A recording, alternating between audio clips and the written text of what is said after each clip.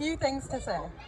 Like, I heard a lot of people mentioning how Carrick used to be and how it was, but see, I'm 17. I never lived through any of the past. I only heard it from my father and my granny. My whole family have lived in Carrick our whole lives. I've been born and raised in Carrick, and this is all I know. I hear from my dad about the cinema and the arcade, and that would be great, but that's not what we're dealing with. I go for a walk every day, and there is not a day that I can say some fella has stared at me and just made things weird.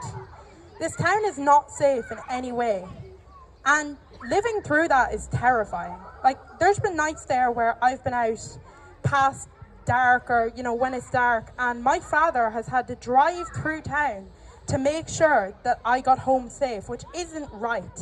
Nobody should have to check up on their child every 5 minutes just to make sure that they're safe in their own town.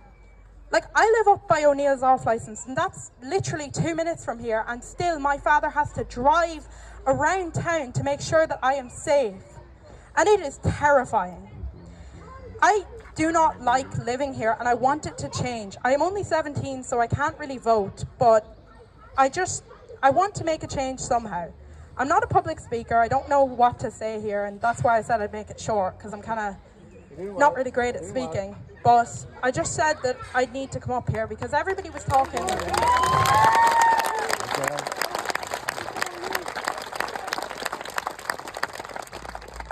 Everybody talked about how it used to be, and it's good when you know what it used to be, but I don't know anything about that. I hear it from my dad, but like, I've never lived through that. I only lived through, the high prices and, going up to the shop and buying a drink for like £4 when it used to be €2.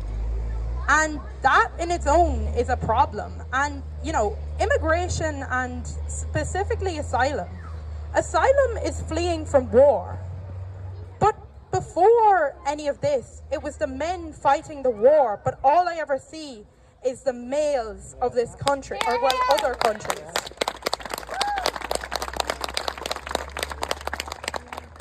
If it was only women, I could understand because, the men are all fighting for their country, but they're not. They're here, fleeing from the war. And I think that needs to change.